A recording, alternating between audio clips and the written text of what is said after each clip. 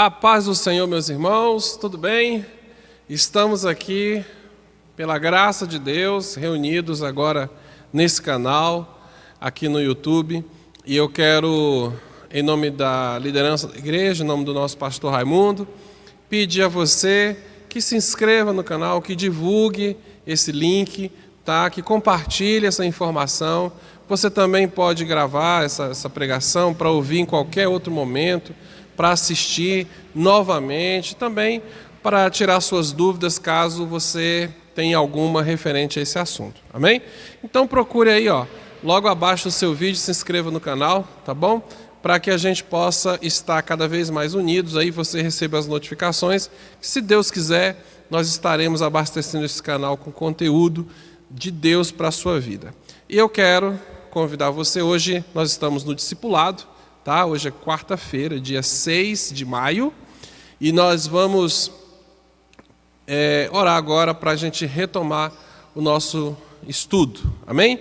Então eu quero pedir a você que se junte aí com a sua família, com seus amigos, com seus irmãos, e agora nós juntos vamos orar ao Senhor e pedir ao Espírito Santo que nos dê a sabedoria necessária para juntos aprendermos mais da sua palavra.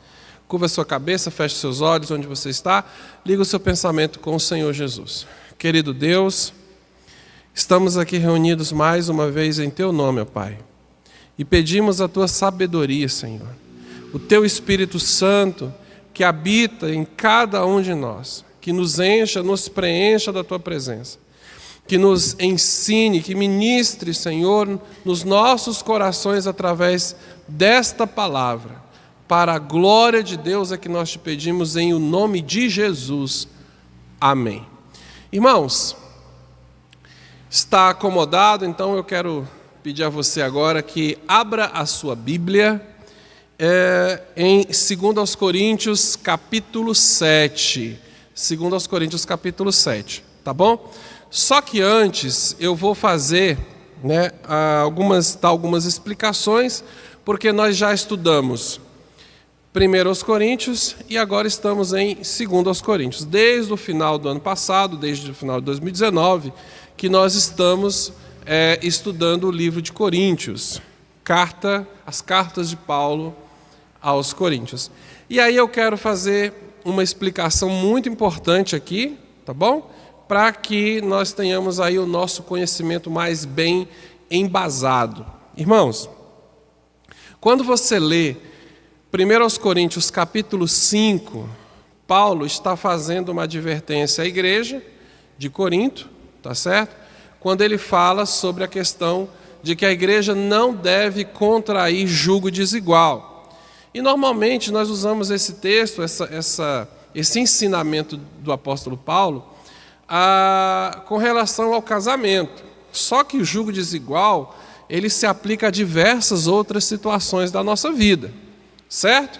Então, ele está dizendo assim para os irmãos de Corinto: olha, não se juntem, não contraiam, não se juntem com um jugo desigual para trabalhar com eles, para fazer negócios com eles.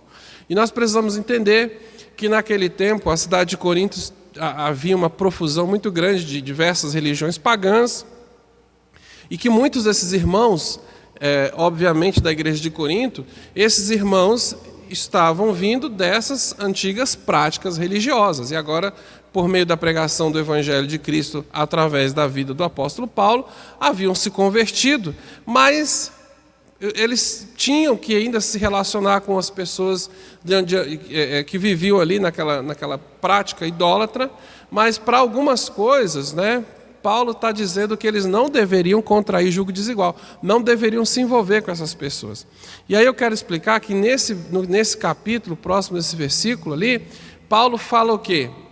Não contrair jugo desigual, como eu já avisei a vocês anteriormente em carta. Então eu estou explicando isso para que a igreja entenda uma coisa. Nós não temos essa primeira carta do apóstolo Paulo à igreja de Corinto, nós não temos ela na Bíblia. Ela ficou fora do cânon. A gente não sabe por quê, processos históricos e tal, mas o fato é que a carta de Paulo, que nós chamamos de 1 aos Coríntios, na verdade é a segunda carta. certo? E também em 2 aos Coríntios, Paulo vai fazer menção de uma terceira carta que nós também não temos. Então, só para explicar, a primeira carta de Paulo aos Coríntios, que nós temos aqui na Bíblia, na verdade é a segunda. E a segunda, na verdade, é a quarta carta. Mas aprove ao Espírito Santo de Deus que só tivéssemos acesso a essas duas, e elas, por todo o conjunto de ensinamento que elas nos trazem, elas por si só se bastam. Amém, irmãos?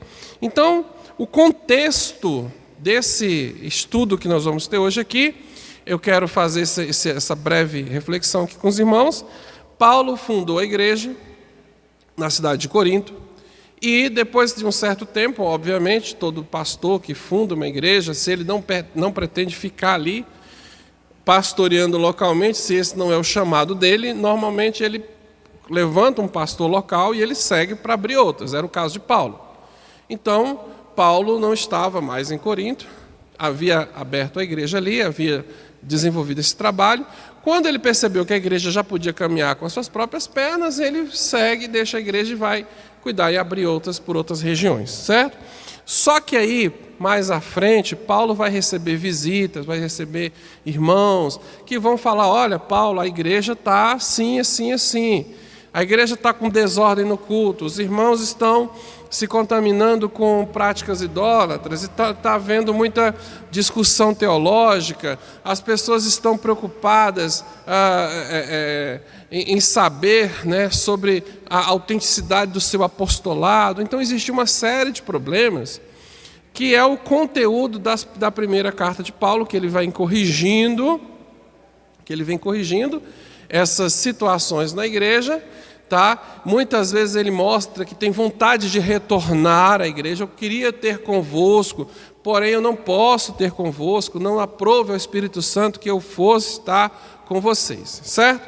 Então eu quero convidar aqui os irmãos para abrirem suas Bíblias em 2 aos Coríntios, segunda carta de Paulo aos Coríntios, segundo a nossa Bíblia, no capítulo 7, amém? Então eu quero que você abra aí a sua Bíblia. Se a sua Bíblia estiver no seu smartphone e você estiver assistindo esse vídeo, né, estiver assistindo esse discipulado no seu smartphone, talvez fique um pouco complicado. Mas, irmãos, tenha sempre a Bíblia em mãos, leia sempre a Bíblia, compare com os textos que o pastor está pregando, se eles estão coerentes. Amém? Então, queridos, 2 aos Coríntios capítulo 7, Paulo diz assim: meus queridos amigos, todas essas promessas são para nós, por isso, purifiquemos a nós mesmos de tudo o que se torna impuro nesse corpo e nessa alma. E temendo a Deus, vivamos uma vida completamente dedicada a Ele. Paulo está dizendo isso aqui, irmãos, por causa da maneira como ele encerrou o capítulo 6, quando ele diz, né, em nome do Senhor, que Deus tem esse desejo que se a igreja, se os irmãos se voltarem para Deus, ele se voltará para a sua igreja e ele será para essa igreja como um pai e eles serão para Deus, nós seremos para Deus como filhos. Então ele já começa no capítulo 7 dizendo: todas essas promessas são para nós. E por isso, para que possamos herdar essas promessas, é importante que vivamos uma vida totalmente dedicada ao Senhor. Amém? Glória a Deus, que vivamos uma vida totalmente dedicada ao Senhor. E aí no versículo 2, Paulo está fazendo o seguinte: deem um lugar para nós no coração de vocês. Nós não prejudicamos ninguém, não causamos desgraça a ninguém e não procuramos tirar vantagem de ninguém. Versículo 3. Não digo isso para condenar vocês, pois como eu disse antes, vocês são tão amados por nós que estamos sempre juntos, tanto no morrer como para viver. O apóstolo Paulo estava sofrendo muitas acusações e muitas pessoas estavam duvidando do ministério de Paulo, duvidando do apostolado, duvidando do seu chamado. Eu falo, esse camarada é cidadão romano, era lá doutor da lei, sabe aquelas acusações que tem sempre alguém que acha que o seu ministério não é legítimo por uma série de coisas, porque fica ligando ainda você ao velho homem, às velhas práticas, se esquecendo que Deus, que nós, quando entregamos a nossa vida para o Senhor, nós somos completamente transformados, certo? E aí Paulo está falando assim, dê um lugar no coração de vocês para nós. Ele sempre usa esse nós aqui porque ele inclui, nessa conversa, nesse diálogo, nós podemos perceber que existe a inclusão ali de Tito e de Timóteo também, que dividiam essa caminhada com o apóstolo Paulo, certo? Então ele está pedindo à igreja, olha, abra um espaço para a gente no coração de vocês, porque nós temos sido honestos, nós não temos pregado enganação, nós não temos tirado proveito de ninguém. Os irmãos se lembram que lá na primeira epístola, a primeira carta de Paulo ele faz uma defesa muito severa, e ele diz que mesmo ele podendo, mesmo ele tendo direito, mesmo sendo legítimo que o pregador, que o obreiro vivesse, fosse sustentado pela igreja, mesmo assim, Paulo, ele diz que ele abriu mão disso, justamente para não escandalizar ninguém. Então aqui nós temos um ensinamento precioso. Como a própria palavra do Senhor diz, o obreiro é digno do seu salário. Mas nós sabemos, irmãos, que muitas vezes vamos trazer isso para o dia de hoje. Às vezes a pessoa só vem na igreja aos domingos. Às vezes a pessoa só vem na igreja a cada 15 dias, uma vez por mês. Ela não sabe o que se passa, não conhece a rotina da igreja. E muitas vezes por uma fala, por um momento, um recorte ali dentro de tudo que acontece naquele período, naquele mês, muitas vezes a pessoa parte para um pensamento, digamos assim, não muito cristão. Porque ele vai ver isso, às vezes, quando a igreja ou o pastor solicita uma oferta diferente, especial para algum caso, com muita transparência, mas as pessoas algumas tendem ainda a se escandalizar. Mas Paulo ele faz essa defesa aqui, ele se justifica justamente por causa da fraqueza de alguns. E Paulo tinha essa condição, Paulo trabalhava, fazia ali suas redes, suas tendas, para poder sobreviver e não ser pesado aos irmãos. Mas por outro lado, você vai ver também que Paulo ele solicitava à igreja que levantasse ofertas de tempos em tempos para ajudar irmãos que estavam passando necessidade. Amém? Então ele está dizendo aqui, nós fomos honestos com vocês, nós não desgraçamos ninguém, nós não enganamos ninguém, nós somos verdadeiros, ou seja, nós pregamos a verdade e vivemos a verdade. Abra o coração de vocês para nós. Versículo 4. Tendo muita confiança em vocês, me orgulho de vocês. No meio de todas as aflições, eu continuo muito animado e cheio de alegria. Glória a Deus. E eu vou adiantar um pouquinho aqui, porque mais para frente nós vamos entender melhor esse versículo. Paulo está dizendo, em meio a tantas aflições, nós continuamos muito animados. Versículo 5, amados irmãos. Mesmo depois de termos chegado à província da Macedônia, não descansamos nada. Em todos os lugares houve problemas, lutas com os de fora e medo no coração. Provavelmente aqui Paulo está falando de algumas situações que ele e alguns discípulos passaram ali em Filipe, cidade de Filipe, que depois nós vamos estudar aí o livro de Filipenses. Paulo está falando que depois que ele chegou na Macedônia, na região da Macedônia, ele não teve sossego, ele não teve paz. Em algumas versões fala assim, lutas exteriores e luta interior. Então, irmãos, observe, e aí eu quero repetir o versículo 5, quando ele fala, o versículo 4, quando ele fala que mesmo com tantas aflições, ele não estava desanimado. E aí nós vemos aqui no versículo 5, ele falando que chegou na Macedônia, enfrentou lutas de todo jeito, não teve descanso, não teve sossego, enfrentou lutas exteriores, ou seja, lutou contra pessoas, contra dificuldades, contra situação, e teve que lutar contra si mesmo, porque eles temiam perder a vida. E aqui, queridos irmãos, fica um ensinamento maravilhoso para nós. Veja, irmãos, que muitas vezes, quando nós ficamos atemorizados por conta das circunstâncias, agora mesmo em que o nosso país e que o mundo está passando por essa situação tão extrema, é natural, irmão, nós ficarmos preocupados. Ficar preocupados com o nosso emprego, ficar preocupado com a nossa saúde principalmente, ou primeiramente. Nós estamos aqui em meio a um decreto onde nós não podemos nos reunir para cultuar ao Senhor, e lembrando que nós podemos fazer isso em qualquer lugar, em casa principalmente, é onde se deve adorar o Senhor primeiramente.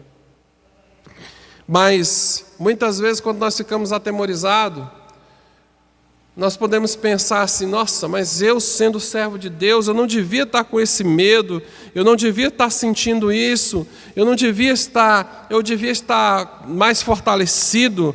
Às vezes eu vejo uma pessoa pregando e falo assim, nossa, essa pessoa não tem problemas, esse pastor, esse missionário, ele não sente medo. Sente, irmãos. Paulo, um homem cheio do Espírito Santo de Deus, um homem que ganhou milhares de pessoas, ele passava por muitas aflições, principalmente por ter decidido levar uma vida em comunhão e em concordância com o Evangelho do Senhor.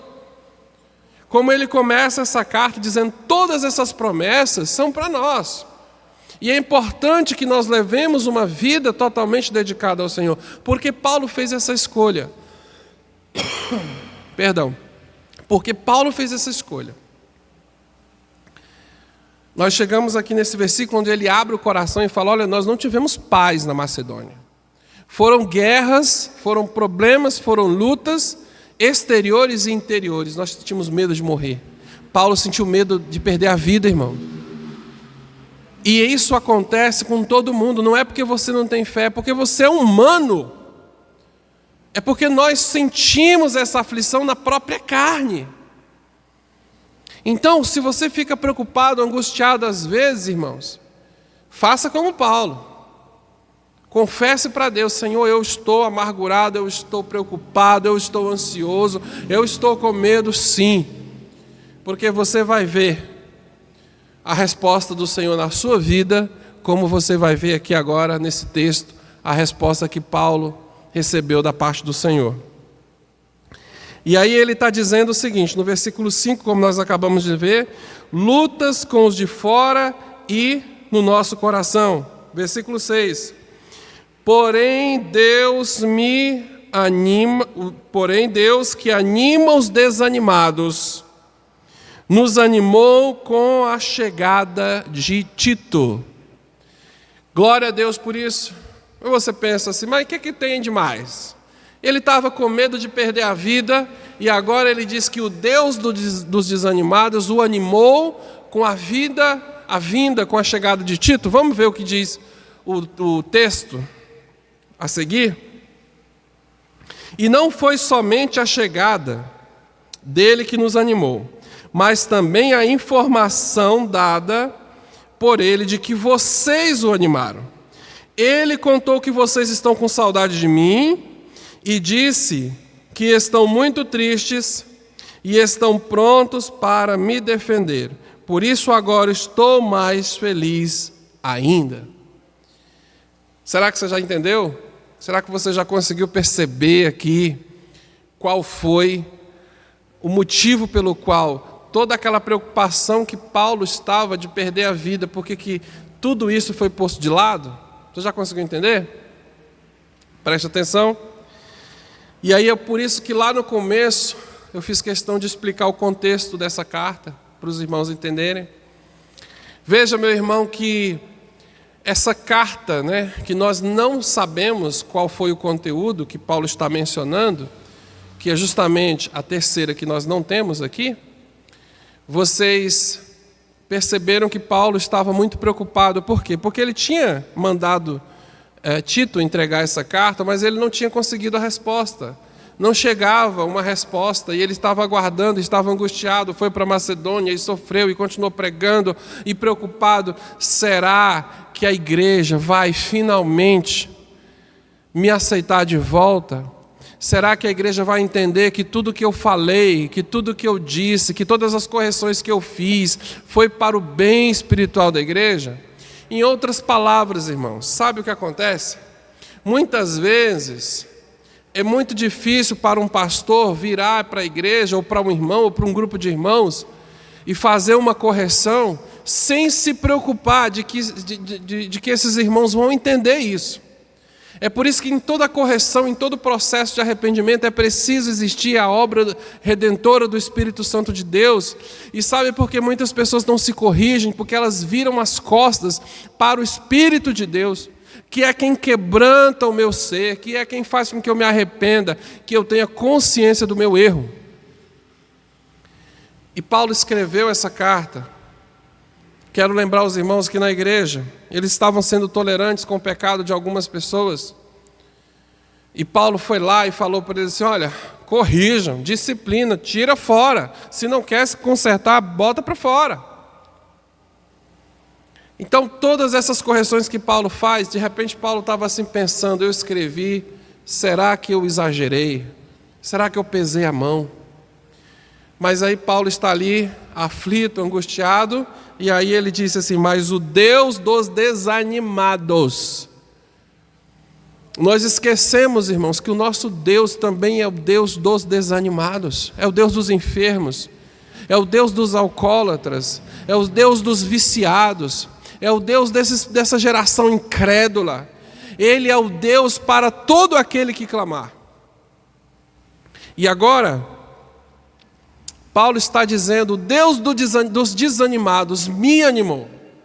E me animou com a chegada de Tito. Às vezes, irmãos, quantos de nós estamos desanimados, mas não estamos dispostos a ver o ânimo do Senhor quando Ele chega? Muitas vezes eu tenho falado: olha, é uma experiência minha, é uma experiência pessoal. Deus fala comigo das mais diferentes maneiras. Não é porque eu sou privilegiado, irmão, dizendo assim: o pastor Carlos tem um dom. Não tem nada disso. Mas há muito tempo eu tenho orado e tenho pedido a Deus: Senhor, me ensina a ouvir a tua voz. Às vezes Deus fala comigo através da boca do meu filho. Deus fala comigo através da minha esposa. Deus fala comigo através dos meus pais. Deus fala comigo através dos meus irmãos da igreja. Deus fala comigo através de uma canção, através de um louvor, através de tantas coisas que acontecem no meu dia a dia. Deus fala comigo através da sua criação, através da natureza. Deus fala comigo principalmente através da sua palavra. E muitas vezes eu estou desanimado, mas eu coloco na minha cabeça, eu até oro, eu falo assim: Deus, eu quero que o Senhor traga para mim uma palavra de ânimo, mas você já diz na sua mente como vai ser essa palavra e quem vai trazer, qual é o canal que ela vai chegar. E Deus, irmãos, Ele escolhe a forma que melhor cabe a Ele e que melhor cabe a nós. Paulo queria uma resposta. E a resposta veio com a chegada de Tito. Tito voltou. E ele disse que não foi só a chegada de Tito, porque nós estamos hoje sofrendo. Não é porque nós estamos proibidos de cultuar a Deus. Como eu disse, nós podemos cultuar a Deus em qualquer lugar. A palavra de Deus diz: onde estiverem 2 ou 3 reunidos, em meu nome ali eu estarei. Então, cada lá hoje é uma casa. Cada lá hoje é uma igreja, é um local de adoração. Mas nós estamos sofrendo, irmãos, porque nós não podemos cultuar juntos. Porque é isso que nos dá prazer aqui, é sentir a presença do Senhor junto, é nos encontrarmos toda semana, todos os dias, nos falarmos, sentirmos o calor uns dos outros, é isso que faz falta. E Paulo está dizendo assim, não foi só a chegada de Tito que me animou, porque quando Tito chega, um rosto amigo, ele já ficou feliz, mas Tito tinha algo mais a dizer. Tito fala assim para ele, olha, Paulo, a igreja está de braços abertos a te receber. A igreja recebeu a carta, a igreja entendeu que precisa se corrigir. A igreja está animada, a igreja está contristada. E você observa aqui que Paulo fala assim, ele me falou que vocês estão prontos a me defender. Defender de quem? Defender de um grupo de pessoas lá que estavam contestando o apostolado de Paulo, ou seja, falsos mestres, falsos doutores, falsos profetas. E tem sempre alguém assim, querendo, estando infiltrado dentro da igreja. É preciso que a igreja esteja de olhos atentos, de ouvidos ligados. Primeiro, para entender qual é a mensagem, porque a palavra do Senhor diz que a ovelha conhece a voz do seu pastor. E muitas vezes o lobo vem circundando ali o rebanho, disfarçado também de ovelha e disfarçado muitas vezes de uma pessoa mais sábia, de uma pessoa mais gabaritada. E ele diz assim, vocês... E Tito fala, olha, a igreja está pronta a te defender. E eles estão tristes. E aí, querido, hoje, nesse estudo, nós vamos parar por aqui, até essa parte aqui, até o versículo, deixa-me ver aqui, até o versículo 7. E ele diz assim, estão com saudade de mim, vocês estão com saudade de mim, e diz que estão muito tristes, e estão prontos para me defender, por isso agora estou mais feliz ainda. Será que Paulo estava feliz porque os irmãos de Corinto estavam tristes? Que tristeza foi essa que deixou Paulo feliz? Amém? Então, eu quero convidar você já para o próximo estudo, tá bom? Na próxima semana. E é lógico que com o passar do tempo, você que tiver gostado desse estudo, desse momento, é só assistir o próximo vídeo já em sequência, que você vai ter a continuação aí desse estudo. Amém, irmãos? E aí eu quero pedir mais uma vez que ore por nós, ore por sua igreja, a todos onde esse vídeo vai chegar, que interceda pelos pastores, que busque o genuíno estudo da palavra de Deus, sem vícios, sem fantasias, sem invencionices, sem meninices, sem criancices, porque o Espírito Santo de Deus é muito sério e ele precisa, e nós precisamos tê-lo nos ensinando. Amém? Então, quero deixar aqui o meu abraço e pedir a você que, mais uma vez, divulgue esse vídeo, esse link, se inscreva no canal, para a glória de Deus. Eu quero orar com você.